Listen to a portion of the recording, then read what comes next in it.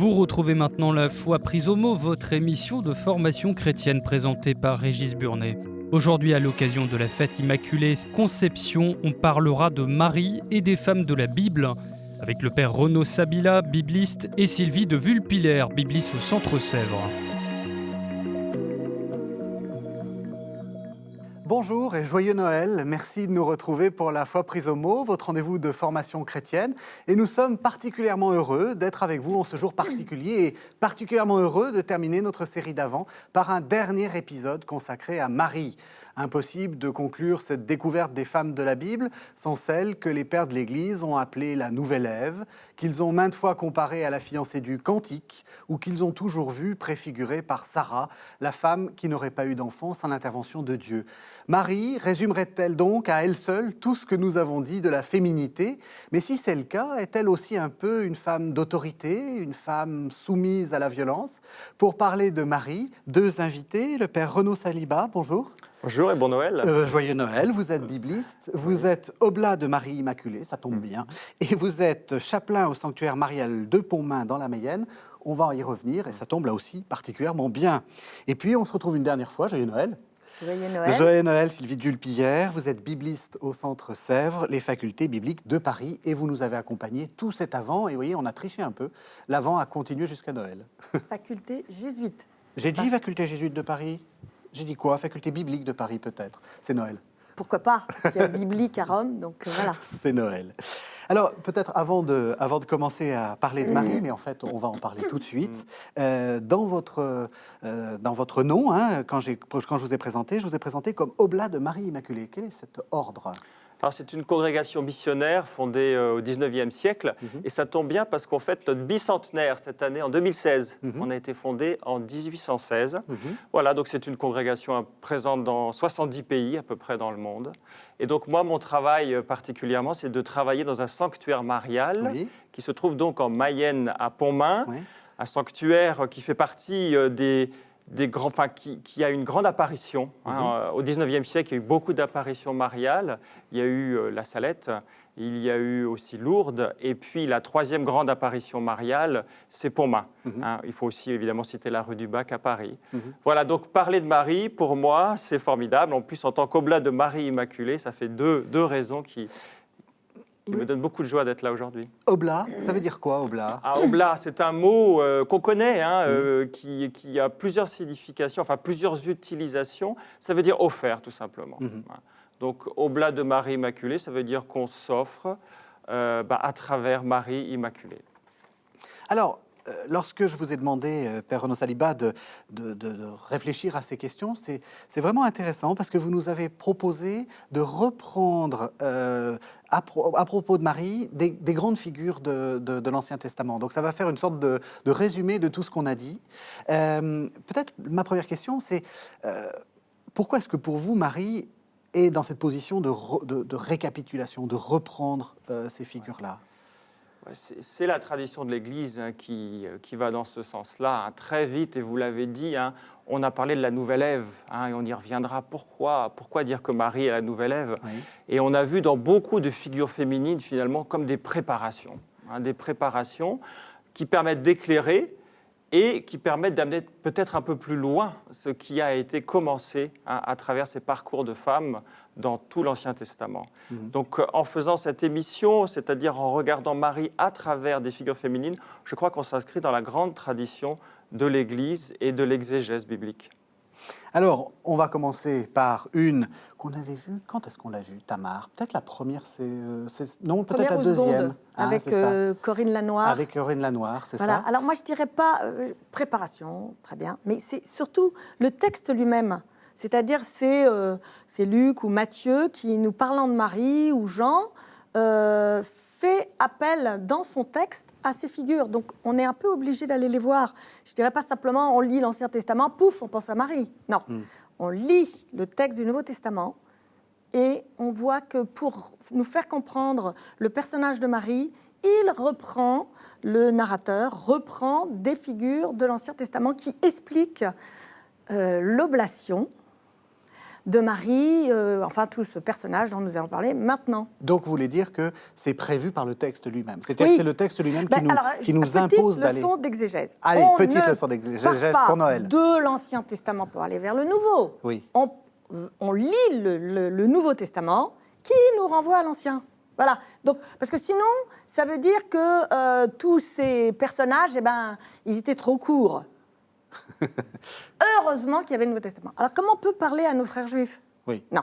Tandis que de dire à nos frères juifs, dans le Nouveau Testament, nous avons besoin des textes de l'Ancien Testament, de ces personnages extraordinaires, de toutes ces femmes dont nous avons parlé, pour comprendre ces figures du Nouveau Testament, dont celle de Marie. Là, c'est autre chose. Et je trouve qu'on respecte le texte. C'est dans le texte même que le narrateur nous renvoie à l'Ancien Testament. Donc, on ne peut pas lire le Nouveau Testament sans lire l'Ancien. Vous êtes d'accord? Oui, c'est le mouvement de la typologie, c'est-à-dire que Voilà. ceux qui ont écrit le Nouveau Testament avaient déjà des types qui les ont aidés à comprendre en profondeur Marie. Mais cette typologie ne s'est pas arrêtée à l'écriture du Nouveau Testament, elle a continué après dans l'histoire de l'interprétation. Donc le mouvement a été initié par l'écriture et l'interprétation continue. Mais de fait, quand on dit préparation, j'ai pris ce mot parce qu'il est dans le catéchisme de l'Église catholique. Mais c'est vrai que je suis d'accord avec vous, il ne faut pas dire que finalement tout était absolument incomplet et que sans Marie, toutes ces figures féminines n'accomplissent rien. Oui, non, c'est ça. elles accomplissent aussi. Dans Marie, il y a peut-être quelque chose pour nous qui est plus abouti. Voilà, peut-être on pourrait dire ça. Dans une autre émission, on avait dit que, en fait, déjà l'Ancien Testament se relie lui-même. C'est-à-dire, on voit bien les psaumes, reprennent Exode, que Esther reprend, que c'est des figures donc typologiques. Et le bon lecteur que nous sommes tous de la Bible, en lisant ce texte, on se dit « Ah, air connu », enfin, figure connue. Oui. Donc, nous allons relire. Et il y a le relire et le relier qui fait que ces textes se répondent pour étoffer et donner corps à ces figures. Et la figure de Marie en particulier, où on va voir toutes ces figures qui sont derrière et qui viennent nous faire comprendre un texte qui est court finalement. Et derrière ce texte, et alors c'est intéressant de dire qu'après ça continue, c'est-à-dire que les pères de l'Église, les premiers, ont commencé à relier plusieurs figures, et que nous, aujourd'hui, je le disais dans une autre émission, il y a l'Afrique, les femmes africaines aujourd'hui font des liens que nous ne voyons pas et qui éclairent leur quotidien en relisant ces textes. Alors Tamar, peut-être pour commencer à parler de Tamar, je vous propose qu'on entende la généalogie de Jésus, parce que ça va, là aussi, rappeler une partie des figures qu'on a vues. La généalogie de Jésus, selon Matthieu, qui, de manière assez surprenante, ne mentionne pas uniquement des hommes, mais mentionne aussi des femmes. Alors on écoute. Les premiers chapitres de Matthieu, c'est les versets 1 à 16. J'ai un peu réduit parce que c'est une généalogie un peu longue. Livre des origines de Jésus-Christ, fils de David, fils d'Abraham. Abraham engendra Isaac. Isaac engendra Jacob. Jacob engendra Juda et ses frères. Juda engendra Pharès et Zara. De Tamar, Salmon engendra Boz. De Rahab, Boz engendra Jobed. De Ruth, Jobed engendra Jessé. Jessé engendra le roi David. David engendra Salomon. De la femme d'Uri, Salomon engendra Roboam. Élioud engendra Éléazar. Éléazar engendra Mathan. Mathan engendra Jacob. Jacob engendra Joseph, l'époux de Marie, de laquelle est né Jésus, que l'on appelle Christ. Voilà, alors, on a entendu ce nom de Tamar. Vous allez nous proposer 4 grandes figures. Tamar, peut-être on va rappeler très rapidement, parce qu'on a déjà parlé de Tamar, mais qui elle est et quelle est la figure de Marie, enfin, ou quel est le visage de Marie qui correspond à la figure de Tamar. Oui, alors, ce que j'aimerais dire avant de parler de Tamar, c'est de dire que cette généalogie est intéressante parce que ça donne peut-être quelques grands-mères à Marie. Finalement, c'est très peu de choses de la famille de Marie. Ce n'est pas sa généalogie, c'est la généalogie de Joseph, son époux. Mais il y a 4 femmes qui apparaissent. Oui. Alors, est-ce que ces 4 femmes ne sont pas là un petit peu pour donner aussi une présence féminine qui sera présente donc d'ailleurs à la fin de cette généalogie, puisqu'il est question de Marie comme 5e femme. Voilà. Alors, Tamar, avec les 3 autres femmes, qui sont Rahab, Ruth, et puis la femme d'Uri, qui est donc Bethsabée, sont des femmes qu'on n'attend pas forcément. Hein, parce que dans une généalogie, bon déjà comme vous l'avez dit, ce sont des hommes qui devraient simplement être nommés. Et puis, est-ce qu'on n'aurait pas plutôt envie d'entendre le nom des matriarches, hein, donc d'entendre parler de Sarah, de Rebecca, hein, de Rachel, de Léa. Alors ces 4 femmes-là, je crois qu'elles ont en commun hein, d'avoir, à un moment de leur vie, vécu une situation conjugale particulièrement difficile. Oui. Quelque chose qui aurait pu les mettre par terre, qui aurait pu leur faire baisser les bras, parce qu'aux yeux de la société, elles ne valaient plus grand-chose.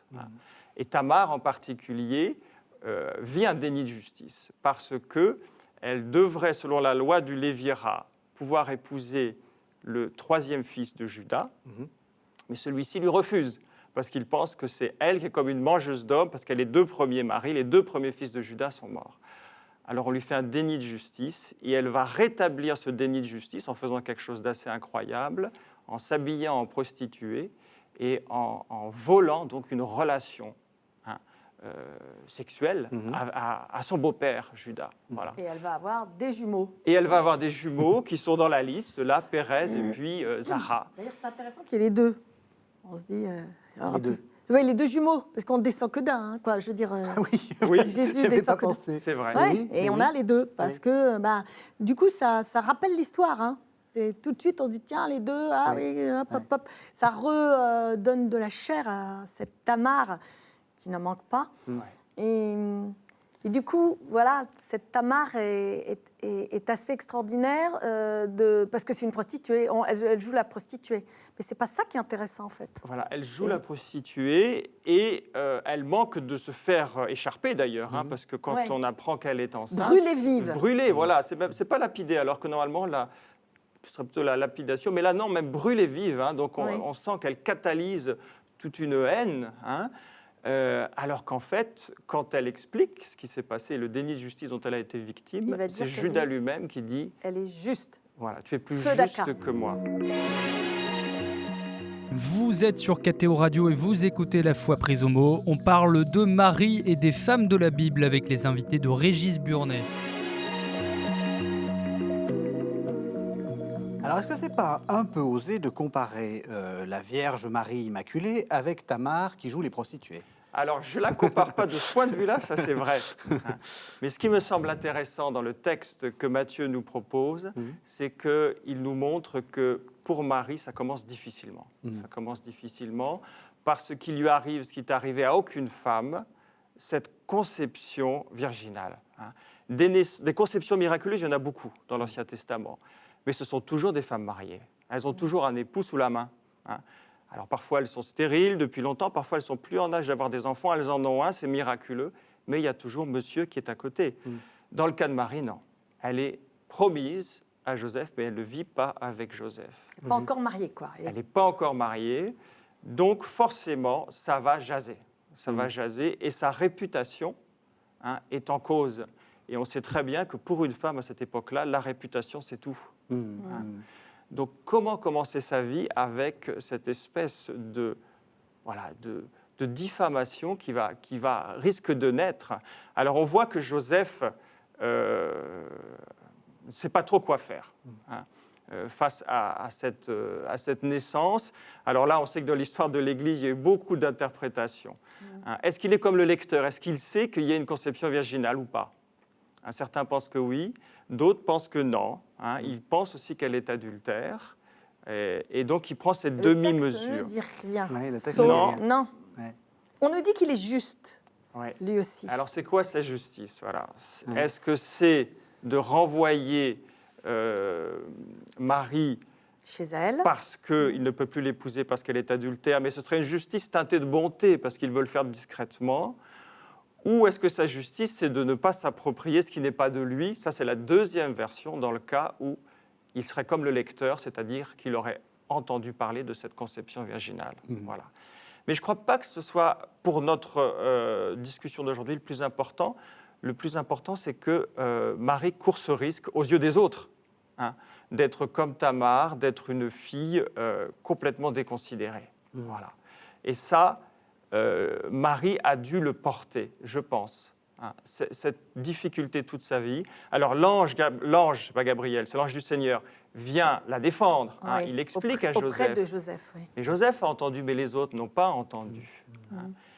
Et on sait qu'il y a eu cette rumeur, hein, infamante, cette fausse rumeur qui s'est propagée dans des milieux païens, mais aussi dans des milieux juifs polémiques. C'est pas dans le texte. Hein, c'est pas dans le texte, voilà.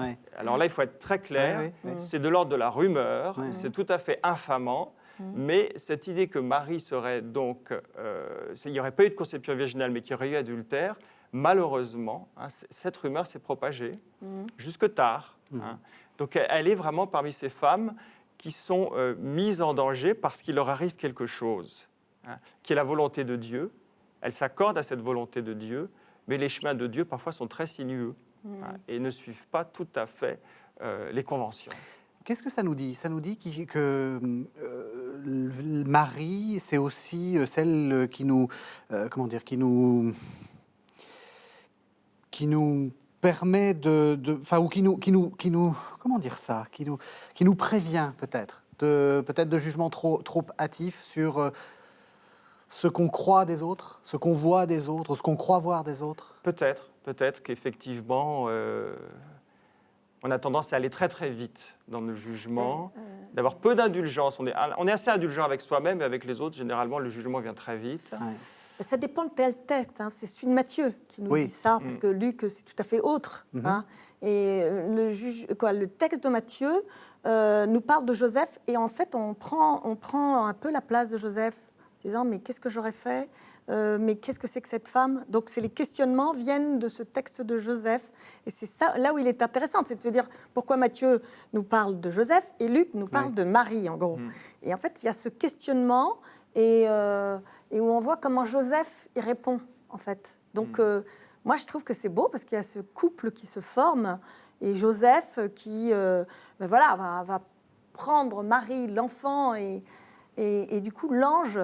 cette écoute de l'ange qui du coup on a le couple lui-même qui permet à cet enfant de et puis cette généalogie, parce que ça a l'air, enfin je ne sais pas, mais moi les premières fois que j'avais entendu quand j'étais enfant la généalogie, je trouvais ça mais rédhibitoire. C'est ennuyeux comme tout. Non mais alors en fait, il faut dire que ça rappelle tous les textes de l'Ancien Testament avec les Tolédotes. Tolédotes, ça veut dire généalogie, engendrement. Paul engendre Jacques qui engendre, voilà. Et du coup, on a ça en tête. C'est tout cet engendrement qui permet de voir que Jésus, il vient bien de gens qui étaient avant lui. Et c'est ça qui est intéressant, c'est qu'il n'y avait que des hommes.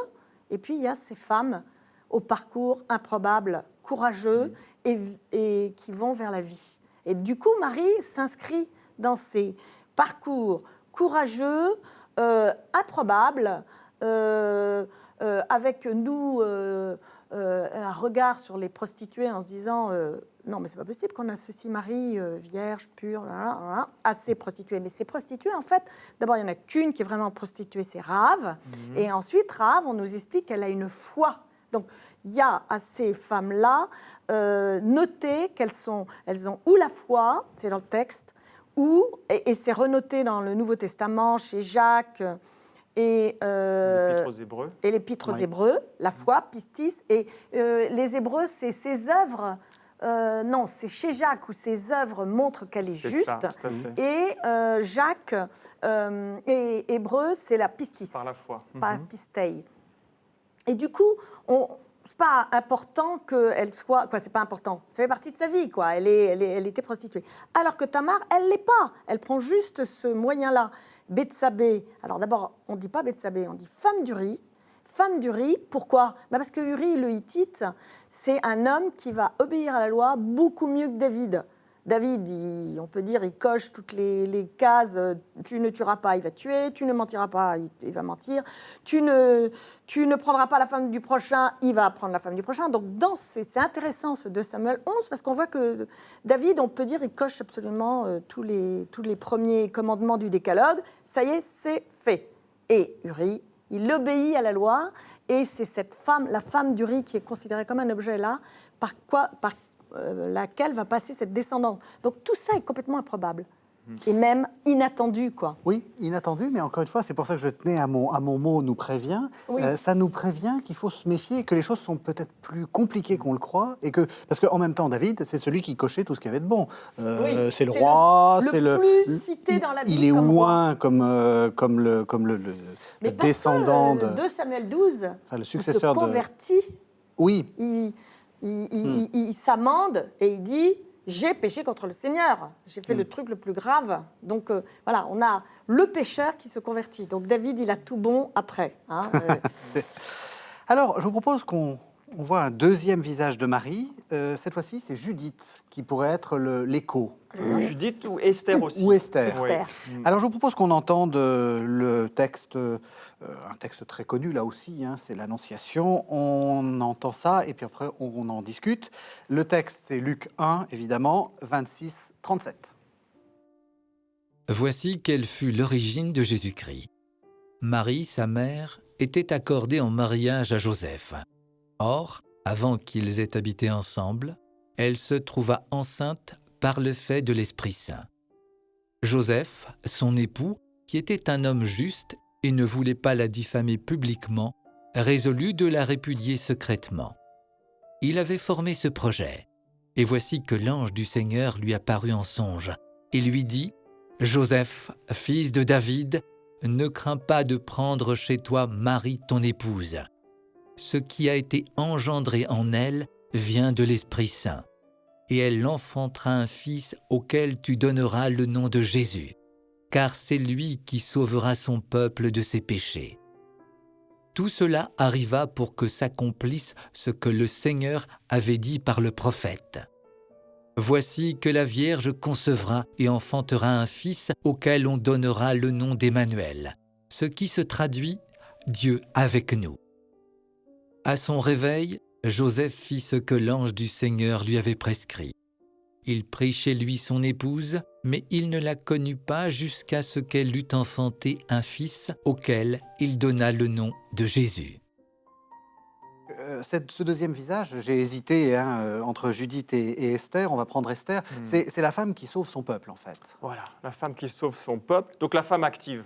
Hein, parfois, quand on étudie l'Annonciation, la visite de l'ange Gabriel, on est plutôt dans la fille de Sion, Oui. Qui accueille son sauveur dans la joie. Réjouis-toi, pleine de grâce.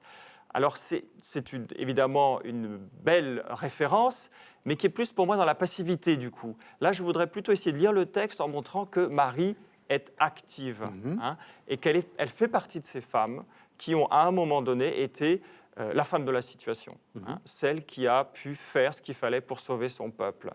Je crois qu'il y a un parallèle à faire entre le fiat de Marie et le fiat d'Esther, c'est-à-dire le moment où elle dit oui. Alors, rappelez-nous un peu l'histoire d'Esther. Alors, l'histoire d'Esther, donc, c'est un conte qui se situe donc dans le royaume de Perse. On ne va pas trop chercher à mettre des dates, mais c'est évidemment après le retour d'exil. Et donc, Esther, c'est une orpheline qui est recueillie par son cousin, qui l'adopte. Alors, elle est très belle.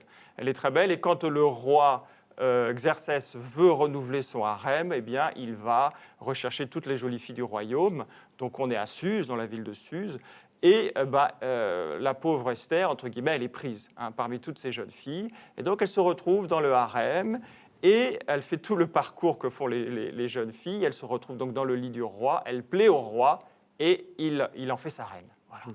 Alors, voilà, c'est une histoire, on ne voit pas trop où ça nous mène, mais l'intrigue se noue quand le grand vizir, cet affreux chenapan, Aman, décide, par orgueil, parce qu'il a un différend avec Mardoché, décide d'exterminer tous les Juifs. Voilà. Et à ce moment-là, Mardoché, donc qui a le cousin, l'oncle. donc oncle, cousin, oui, oncle. va voir Esther. Enfin, il ne peut pas la voir parce qu'il n'a pas accès au harem, évidemment. Elle est devenue sacrée. Il lui fait savoir cette décision terrible et il lui fait comprendre que c'est elle qui va pouvoir faire quelque chose. Voilà. Intervenir. Qui va pouvoir intervenir. Et là, Esther, eh bien, il lui dit, tu dois sauver ton peuple. Alors, c'est un petit peu dur parce qu'elle a quand même été mise dans le lit de ce goy, hein, de ce roi perse, et tout d'un coup, elle doit sauver son peuple, quoi. Et Mardochée essaye de la convaincre. Hein. Il utilise plusieurs arguments. Il dit, ne crois pas que tu seras tranquille parce que tu es l'épouse, toi aussi tu y passeras, alors qu'en fait elle est incognito. Hein. Peut-être qu'elle pourrait échapper à l'extermination. Et puis il lui dit, mais tu sais, si tu réponds pas, peut-être le Seigneur en prendra une autre. Hein. Et puis troisième argument, il lui dit, mais quand même réfléchis. Tout ce qui t'est arrivé, c'est pas, est-ce que ce serait pas pour que tu interviennes? Est-ce qu'il n'y a pas eu une préparation? Voilà. Et là, Esther jeûne pendant 3 jours et elle dit, eh bien, j'irai vers le roi et je mourrai peut-être parce qu'on n'avait pas le droit d'aller vers le roi sans y être invité. Donc elle prend un risque. Elle a un vrai oui, hein, en acceptant toutes les conséquences. Avec la prière, la fameuse prière avec d'Esther. Une prière, oui. Voilà. Alors j'aime bien votre lecture parce que Esther, c'est vraiment l'héroïne juive. Enfin, je veux dire, c'est celle qu'on fête lors de la fête de Pourim. C'est vraiment l'héroïne juive par excellence. J'aime bien votre lecture parce que Marie, c'est notre héroïne à nous. Alors, est-ce qu'on peut la lire comme ça? Je crois que oui. Oui, Hein. oui, Alors, si on reprend un petit peu l'annonciation, bon, de fait, il y a le message de la salutation de l'ange qui lui fait comprendre que c'est elle et pas une autre. Hein. Le mot grâce, hein, c'est pas tu es comblée de grâce, ça ne veut pas dire qu'elle est charmante, gracieuse, belle à voir, c'est-à-dire qu'elle est choisie, elle est l'élue. Donc c'est toi. Ensuite, il y a tout ce message qui est au futur. Hein.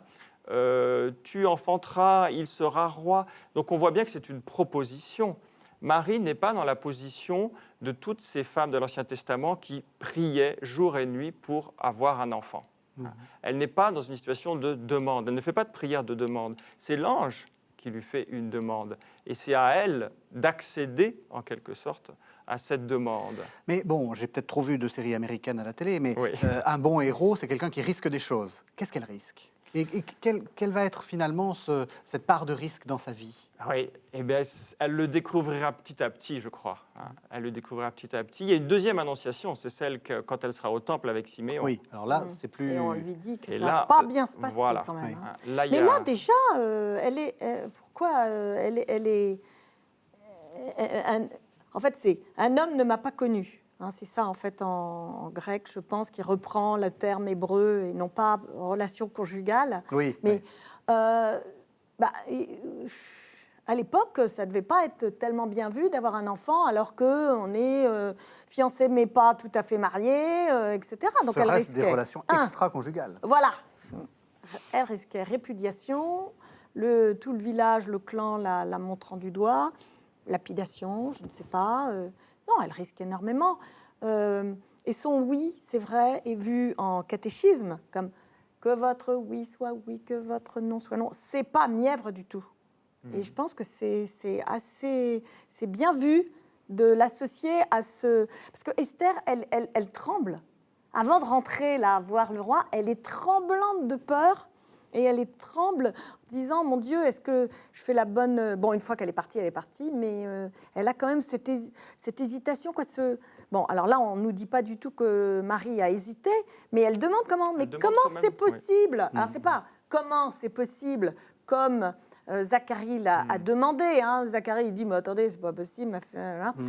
Dans Zacharie, c'est « j'y crois pas ». En fait, c'est ça qu'il y a derrière quand on lit le texte.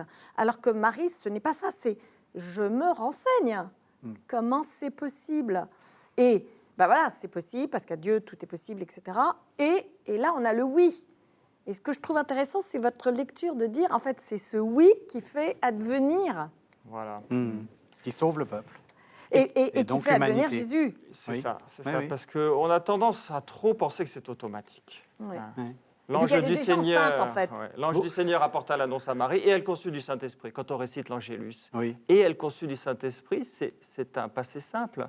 Alors qu'en fait, l'ange du Seigneur apporta l'annonce à Marie, tu concevras, enfin, est-ce que tu acceptes de concevoir?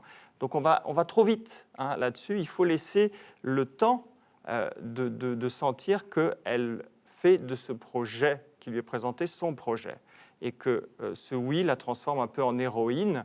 Donc moi, je la vois un petit peu, cette héroïne, dans tout de suite ce qu'elle fait après. C'est-à-dire qu'elle fait ce voyage jusque chez sa cousine Élisabeth. Ce n'est pas un petit voyage, il y a quand même à peu près 150 kilomètres. Il faut savoir que c'est une toute jeune femme. Les femmes restent de toute façon mineures toute la vie. Elles ne peuvent pas sortir sans l'autorisation de leur mari ou de leur père. Et elle part comme ça, seule. Elle fait ce voyage. On sent qu'elle est investie d'une mission. Elle sait qu'elle va, d'une manière ou d'une autre, sauver son peuple.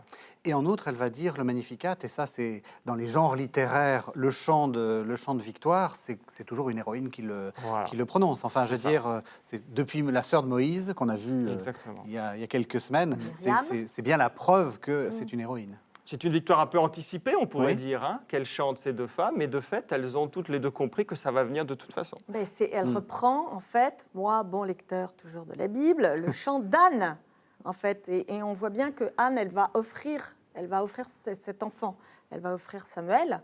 Et du coup, nous, on se dit, tiens, elle va offrir aussi, voilà, quoi, on est dans une attitude d'oblation. Moi, je pense que on fait une erreur en mélangeant les textes de Matthieu et de Luc. Oui. Du coup, on se dit, elle a dit oui, d'accord, mais elle n'en a même pas parlé à Matthieu, plutôt à Joseph. Alors, ce pauvre Joseph, maintenant, il est obligé de dire oui, mais il n'a pas bien compris. Donc, voilà, on fait. Il y a la lecture de Matthieu. Alors, lequel a raison? Les deux. Voilà, c'est ça. Bien sûr, les deux. Non seulement les deux, mais c'est parce que je pense que c'est une lecture historique qui veut superposer, et c'est ce qu'ont fait les pères de l'Église. Parce que l'autre jour, j'ai lu Augustin relisant Jérôme, relisant ces textes-là, et ils essayent de mettre des moments simultanés à la suite. Donc, évidemment, ça ne peut pas marcher. Donc, je pense que là, on est donc avec le oui de Marie. On va avancer par un troisième visage de Marie, et avec, là aussi c'est assez surprenant ce que vous nous proposez. Vous nous proposez une figure qui est une figure qu'on ne lit pas à première vue dans la Bible, c'est la figure de la Reine-Mère. Oui. Dans les contes, la Reine-Mère, elle n'est jamais sympa. Mais en fait, dans la Bible, elle l'est. Elle l'est, en tout cas, c'est intéressant d'étudier cette Reine-Mère. Alors d'où ça vient? Ça vient de Bethsabée. Oui. Bethsabée, donc, qui est cette épouse de David qu'il a été chercher, et qui va donc donner naissance à Salomon. Alors, on voit ça au début du livre des rois. Bethsabée apprend que Adonias, un autre fils de David, est en train de subrepticement prendre la place de David, qui est un peu au bout du rouleau, faut bien le dire. Donc, Bethsabée, qui veut que ce soit Salomon qui devienne roi, eh bien, elle va voir son époux David. Voilà. Il y a une scène où elle va demander à David en lui disant « Tu m'as promis ». D'ailleurs, je crois qu'on ne voit pas trop dans le texte où il a promis que ce soit Salomon. Bon. Et alors, ce qui est intéressant, c'est qu'à ce moment-là, elle est très différente. Quand elle se présente devant son époux, elle s'incline, elle se prosterne. Voilà. Donc, on sent que sa position d'épouse ne la met pas tellement dans une position d'autorité. Et d'ailleurs, David lui répond « Que me veux-tu » Voilà. Alors, elle arrive quand même à contrer Adonias, et c'est donc Salomon qui devient roi. Et le chapitre suivant, donc premier livre des rois, chapitre 2, maintenant, elle a changé de statut. Elle n'est plus l'épouse, elle est la mère de Salomon. Et là, il y a une scène vraiment très intéressante, parce qu'elle va de nouveau faire une demande, et son rapport avec le roi est totalement différent à ce moment-là. Qu'est-ce qui se passe? Quand Salomon voit sa maman arriver, il se lève, et c'est lui qui se prosterne devant elle. Il va chercher un siège, un trône, et il le met à sa droite et il lui dit de s'asseoir. Et là, à ce moment-là, elle peut faire sa demande, donc assise juste à côté. Donc on voit qu'il y a comme une institution qui vient de se créer, la Reine-Mère. Et quand on regarde les notices de tous les rois de Juda, donc du royaume du Sud, étonnamment, à 2 exceptions près, donc ça va de Roboam jusqu'à l'exil, jusqu'à l'arrivée de Nabuchodonosor, à 2 exceptions près, le nom de la mère est toujours nommé. Sa mère était, et on a un nom. Ce qui n'est pas le cas dans le royaume du Nord, comme si cette institution-là n'avait pas été Comme si c'était instaurée. le sud. Voilà, c'est dans le sud que ça se passe, et probablement à cause de Bethsabée. Et il y a donc un nom en hébreu, c'est la Gebira. On retrouve le mot Gibbor. Ah, voilà. Le Gibbor, c'est le courageux, le costaud. Donc là, c'est la reine-mère, c'est la grande dame, la première dame, on pourrait dire presque. Ouais. Alors pourquoi pas l'épouse, on pourrait... L'épouse, pourquoi elle n'a pas une place particulière? D'abord, il y en a plusieurs. Voilà, je pense que c'est ça. Il y en avait un paquet. Salomon avait 100 femmes, 700 épouses et 300 concubines, donc ils font peut-être un peu moins bien les successeurs. Oui. Mais laquelle choisir? Eh bien, celle qui sortira du lot, ce sera celle dont l'enfant remplacera le roi. Donc au moment où elle devient veuve, elle devient en même temps reine-mère. Et là, elle exerce donc une forme d'autorité. Dès qu'elle est assise à la droite, donc elle peut glisser des conseils, elle peut faire des La demandes. sagesse. Voilà. Ah, on le sait. Mais la demande qu'elle fait est spéciale. Hein? La demande qu'elle fait à son fils, Oui, pour Adonias. Elle dit Adonias a demandé d'avoir la concubine. assez étrange de... ça, oui. On se demande Bon. qu'est-ce qu'elle veut exactement. Quand Alors elle... moi, je crois que quand même, elle demande pour que Adonias soit tué. Parce que de faire une demande pareille, c'est prendre la place du roi. Ouais, Donc ouais.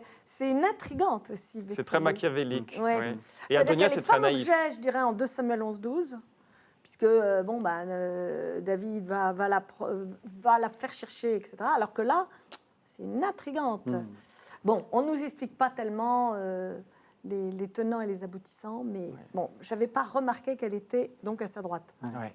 Et alors, pourquoi est-ce que Marie joue le rôle de la douairière, comme on disait autrefois? Ah oui, c'est un beau mot ça, Oui. La douairière. Alors, est-ce qu'on peut imaginer que Marie, à Cana, intercède auprès de son fils? C'est un texte qu'on connaît par cœur, mais on y revient toujours parce qu'il est très riche, c'est d'une grande profondeur théologique. Donc, cette scène où il y a des noces, Marie remarque qu'il n'y a plus de vin, et elle prend l'initiative. Est-ce que c'est à elle de le faire? Dans les commentaires, tout le monde s'étonne de ça, mais elle est juste invitée, elle n'est pas la maîtresse de maison, elle n'est pas la mère de l'époux. Elle prend la responsabilité déjà de constater, elle constate qu'il n'y a plus de vin, et elle s'adresse à Jésus en disant « Ils n'ont plus de vin ». Donc, qu'est-ce que ça veut dire? Et faites ce qu'il vous dira. Voilà, alors après, il va y avoir la réponse de Jésus, et puis elle va encore avoir une parole. Mais est-ce qu'on peut l'imaginer un petit peu comme sachant qui est son fils, donc plein de confiance déjà dans son fils, et puis se sentant donc un devoir, peut-être d'intervenir et de lui suggérer quelque chose. Voilà. En tant que mère naturelle, donc il y aurait cette maternité naturelle de Marie envers Jésus qui lui donnerait, je ne sais pas s'il faut dire un droit, mais en tout cas un accès à son fils. Voilà. Complicité. Complicité. Pour le bien, pour intercéder pour le bien de la fête, à la fois des convives qui, ça durait une semaine les noces, donc il fallait faire des bonnes provisions de vin, et puis donc des convives et puis aussi des époux, parce que ça devait être assez humiliant de caler au milieu de la semaine parce qu'il n'y a plus de ravitaillement. Mais qu'est-ce que répond Jésus? Il va lui dire femme. Alors là, les traductions sont diverses et variées. Que me veux-tu? Littéralement, c'est quoi entre toi et moi? Alors, femme, quoi entre toi et moi? Je risque une interprétation. Il est en train, en quelque sorte, de redéfinir à ce moment-là les relations entre lui et cette femme, dont il ne donne pas le nom non plus, il ne l'appelle pas Marie, il ne l'appelle pas ma mère à ce moment-là, c'est le texte qui dit sa mère, et il est en train de lui dire nos relations ne sont pas comparables à des relations de mère à fils. J'ai quelque chose à faire qui dépasse ce cadre des relations naturelles. Vous êtes sur KTO Radio et vous écoutez La Foi prise au mot. On parle de Marie et des femmes de la Bible avec les invités de Régis Burnet. Mais en même temps, elle est quand même bien dans la position, c'est pour ça que je trouve très intéressant, elle est dans la position de la reine-mère, c'est-à-dire qu'elle conseille, elle n'a pas le pouvoir, c'est ce que vous dites, Mais en attendant, il fait ce qu'elle lui a demandé. Alors, Mais dans le texte, c'est surtout l'heure. Mon heure n'est pas encore là. C'est très joannique. voilà, Oui, c'est la que- suite, Oui, c'est mais la en suite même de temps, ce qu'il dit. en Oui, même oui. temps, il va faire Non, mais ce qu'elle lui je demande. rétorquais à Jésus qui renvoie Marie dans ses baskets. Je pense que c'est pas le sens du texte. C'est pas l'heure. Mais n'empêche que Marie continue à voilà. Finalement, ça va quand même arriver. Voilà, Oui, alors oui. c'est ça qui est intéressant, c'est qu'il ne s'arrête pas à quoi entre toi et moi. Oui. Mon heure n'est pas encore arrivée. C'est-à-dire qu'il lui donne un rendez-vous. Hein. Leur relation sera clarifiée au moment de l'heure.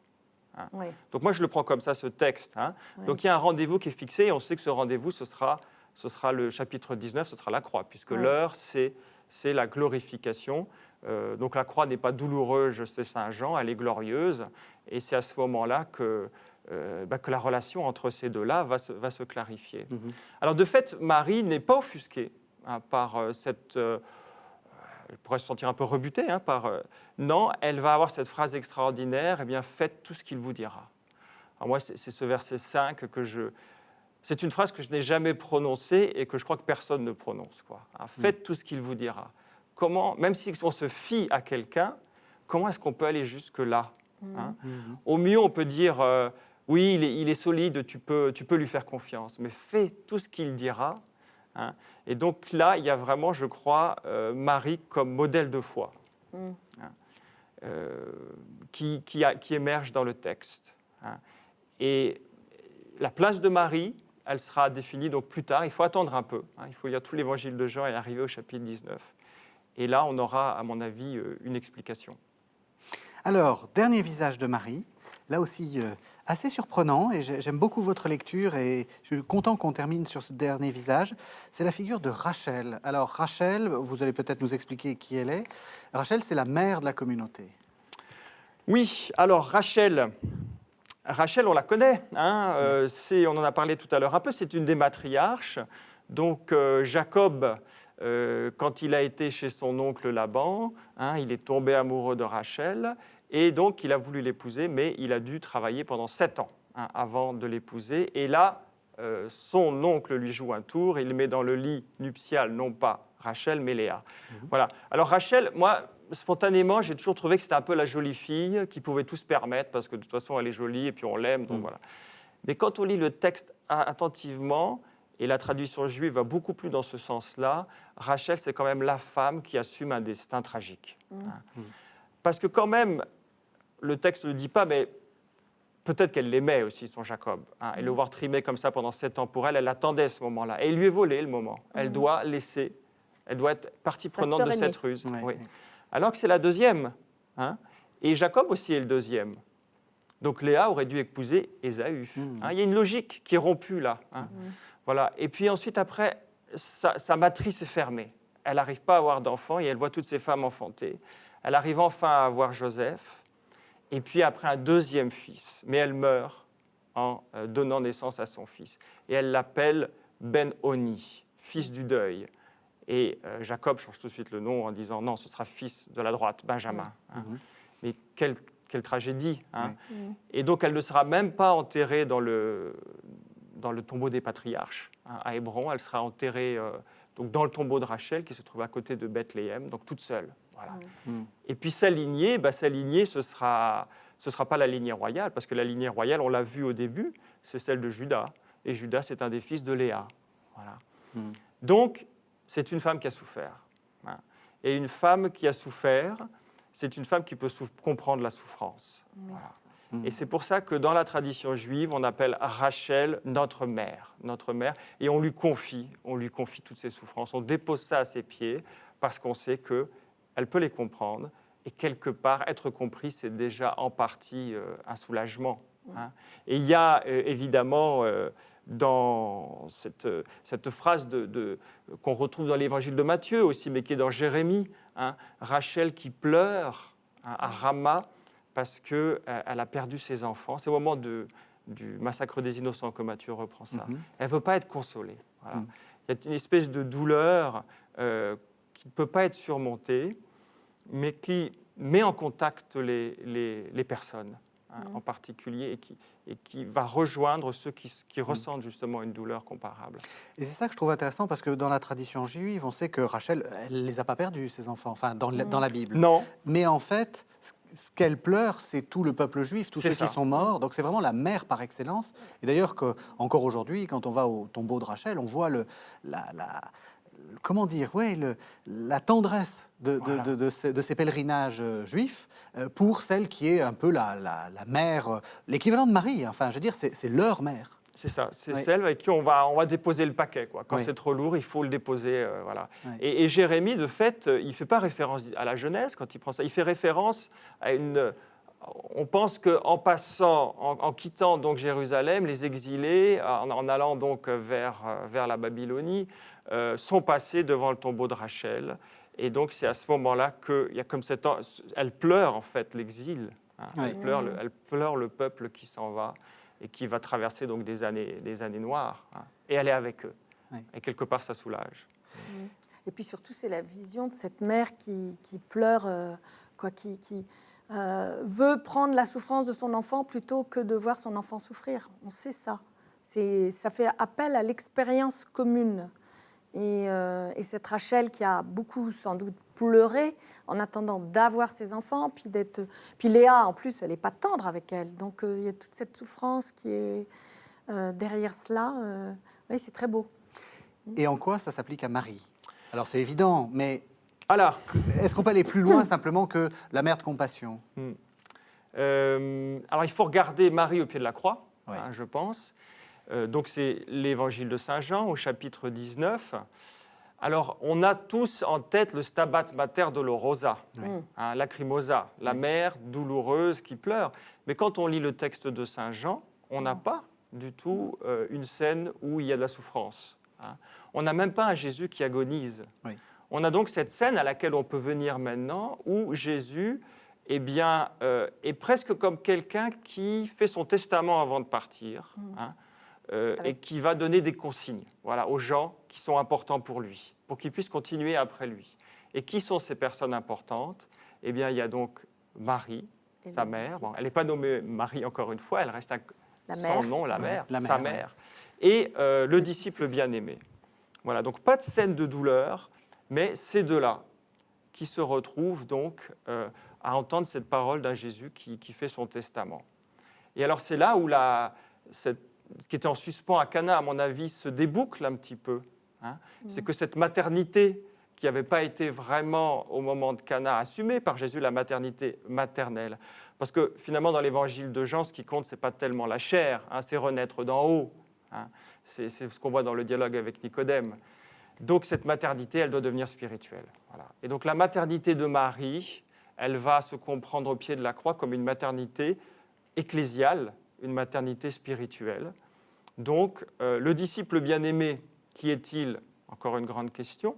En tout cas, c'est probablement la figure du bon disciple, le vrai disciple. Il doit donc commencer cette Église avec Marie. Alors, Marie, quelle est sa place justement dans cette Église naissante? Je crois qu'il faut laisser résonner la dernière phrase qu'elle prononce. Faites tout ce qu'il vous dira. Faites tout ce qu'il vous dira. Et qu'est-ce qu'il a dit justement, Jésus? Alors, à Cana, il demande qu'on verse l'eau dans les cuves, ça c'est dans le texte de Cana. Mais après, qu'est-ce qu'il dit? C'est le commandement de l'amour. Voilà. Aimez-vous les uns les autres comme je vous ai aimé. Donc Marie a cette place dans l'Église comme celle qui va, un peu comme un poteau indicateur, toujours rappeler. Faites ce qu'il vous dit, et ce qu'il vous a dit, c'est le commandement de l'amour. Et le disciple bien-aimé, c'est celui qui peut entendre ça. Parce que le disciple bien-aimé, c'est celui qui, justement, fait. Il est bien-aimé parce qu'il est dans cette relation d'amour entre Jésus, le Père, et lui. Il faudrait regarder les versets en détail. Mais on sent que le disciple bien-aimé, c'est par l'amour qu'il se distingue. Voilà, donc on a là quelque chose qui fait naître l'Église. Ben voilà, on va finir là-dessus. Qu'est-ce que vous avez retenu de cette série? Ça a duré 5 émissions, donc 5 semaines. Je trouve que c'est très beau de terminer comme ça. Oui, avec Marie, qui Ouais. en fait, le disciple que Jésus aimait, c'est aussi le lecteur en fait. À la fin de l'évangile de Jean, on se dit, mais qui c'est? C'est une espèce de tension, mais est-ce que c'est Jean? Est-ce que c'est... En fait, c'est moi qui lis le texte. Et mais Marie devient la mère de ce disciple, donc ma mère, moi, si je veux bien, hein, moi, lecteur. Et donc, elle a un rôle, parce que sinon, elle est effacée, quoi. Faites ce que Jésus veut, etc. Donc là, hop, c'est cette mère vers laquelle je peux limite parler, etc. Et qui me dit, ce que vous avez dit, faites ce qu'il vous dira. Et bien, comment je fais pour savoir ce qu'il va dire? Il faut que je me replonge dans les textes pour voir ce que Jésus nous dit. Et on a comme ça une circularité, je dirais. Donc, une circularité, Marie, Jésus, le disciple que Jésus aimait, et toutes ces femmes dont on a parlé depuis 5 séances, et qui voilà, nous montrent que la vie sera plus forte que toutes nos disputes, guerres ou autres drames qui peuvent parcourir nos existences.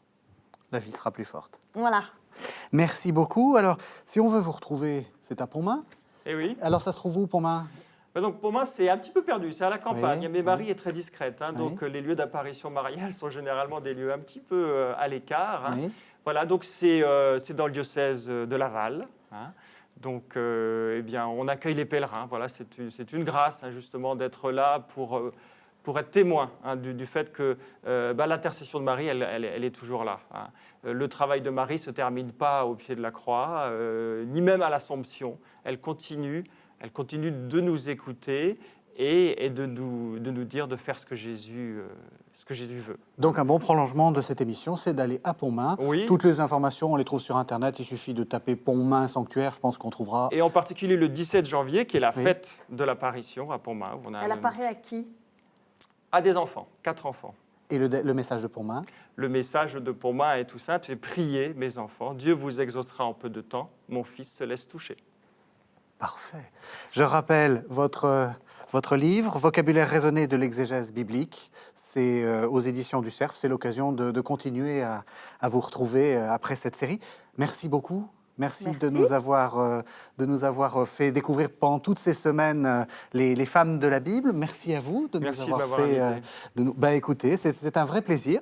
Merci de nous avoir suivis. Je vous dis encore à tous, à vous aussi, et puis à tous les téléspectateurs, joyeux Noël. Je remercie Joyeux Noël. à cette occasion toutes les équipes. Henri de Mérindol, qui est notre réalisateur pour cette série. François-Xavier Dubesset, qui m'aide à préparer ces émissions pendant toute la saison. Merci à tous. Joyeux Noël. À la semaine prochaine.